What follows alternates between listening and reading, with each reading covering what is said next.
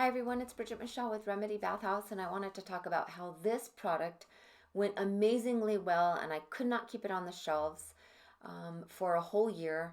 It flew off the shelves, and then it went really bad. Something went wrong. Let's talk about it. Something that happened to me in my business that was great, and it helped me to learn. And what happened is I created a creamy balm to milk cleanser. And I created that product to be used to take off all your makeup, and then you rinse it off, and it's supposed to rinse pretty clean. And I succeeded. I was able to make that product. Here's my original.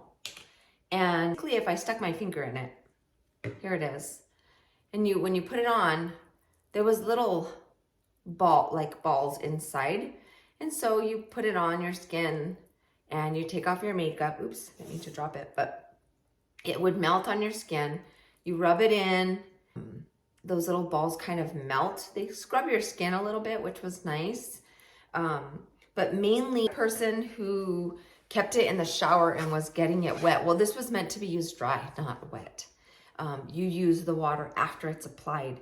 So I didn't put a preservation system in here for the way that that customer was using it. However, people use the products how they want to use them. So this was my old recipe. But once that person had the issue with the product, I had to go back and change the formula. And when I did, this is the new one. And if you look, I'm pushing really hard. It's a balm still, but you really have to get in there and it takes a lot. It still has the same things that the original did, but it still melts on the skin. But there was a slight variation, okay? And that slight variation made it too hard, okay? So what I'm having to do is reformulate. So I had my original, there was an issue, I reformulated for it to be safer for the customer, and now I'm having to reformulate it again because I'm not liking the consistency of this balm cleanser. I want something different. So that's what I'm gonna be working on today, and I'm gonna show you how I'm going to reformulate that, and we'll see if it works or not. It may or may not work, but I do have a recipe for when I make everything, and I put that on numbers. And what I'm gonna do is take that numbers document, make a new one, and then add a little bit of other products to this formulation to see if I can get it more like the old with a new preservation system so people can use it in the shower. If they get water in it, nothing bad's gonna happen. Also, I wanna work on it because I want a cleaner feel when you rinse. And what I noticed with this is I didn't feel a clean, like it came off the skin the way I wanted it to. I really like the Creamy Balm cleansers because I get soap in my eyes and it burns, and I don't like soap in my eyes. So we're gonna work on changing it again. Back to the drawing board. So of course, you're gonna see here me cleaning and sanitizing. Always do that.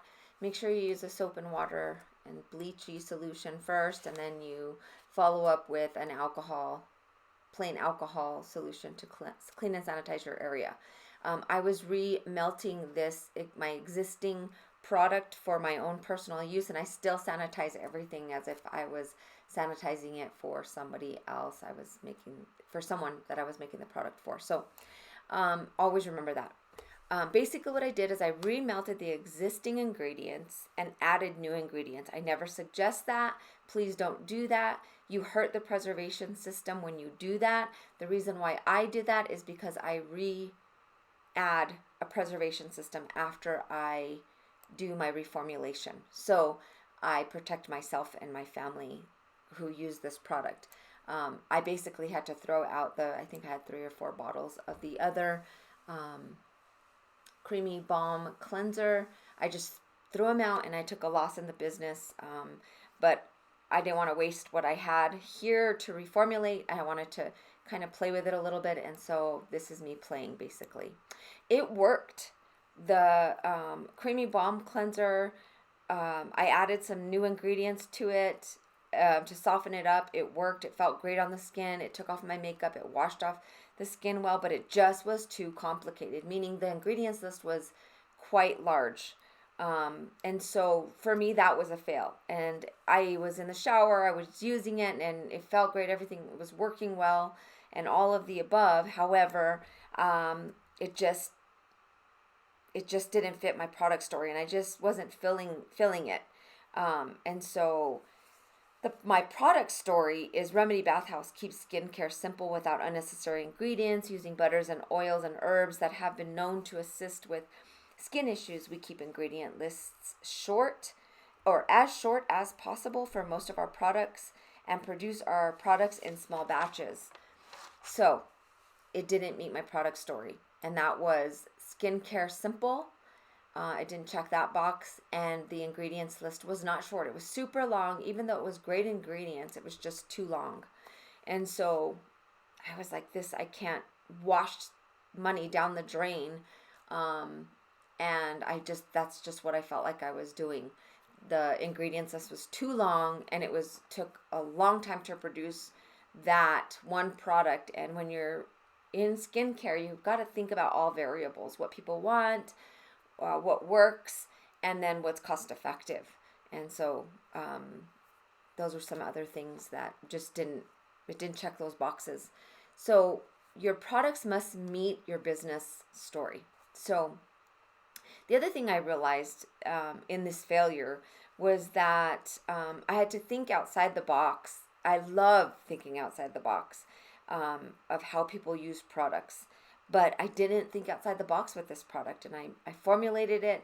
Someone was using it in the shower and getting it wet often, and I didn't think about how people, use products in the shower. And so I needed to change that. Um, the other thing is start all recipes with your brand story in mind. And we talked a little bit about that. So always go back to what your brand story is. The other thing was, asking people about your products, how they're using them, what they like and don't like about your products. All of that's valuable information. So keep that in mind.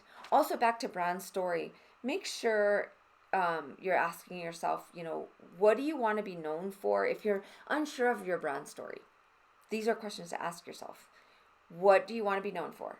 What differentiates you from other brands? What is your value proposition, in other words?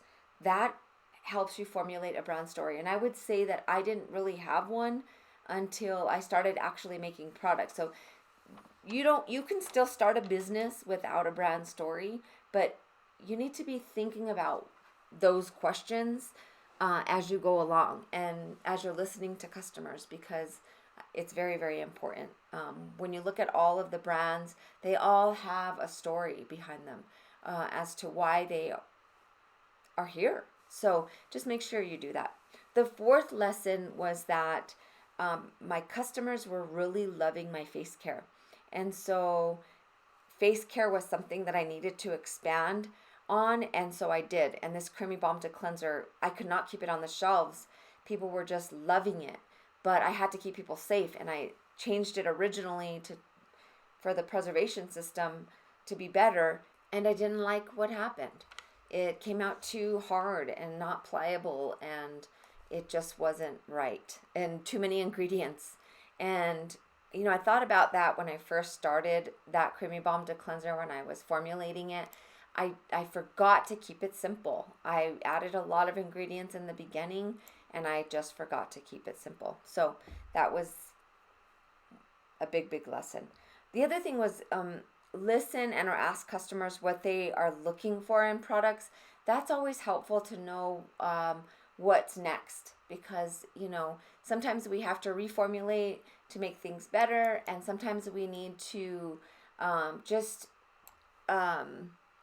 remove products that didn't do as great as we wanted them to, and maybe change them a little bit, rename them a little bit. We need to kind of get scrappy and figure out what our customers want and what they're looking for, and how to change some of the things that we've already worked on to make them profitable. So keep that in mind. I hope you guys learned something today from this. It was an epic fail in my mind, but I learned a lot. So I guess in every failure, there's tons of lessons if you choose to learn them. So considering everything, it was a failure to me. Even though the product was good, it just didn't fit my business story or my product story. And you learn a lot in business. That's what I'm learning. It's every day is lessons learned. Every day is trying to comprehend every aspect of the business, what I'm taking in, what's going out, what customers are saying, all the above. Keep that in mind. Don't give up. Press ahead. Love what you do. Learn more and more about what you do. You're going to make products and they're going to be good. And you can take feedback from people. I don't get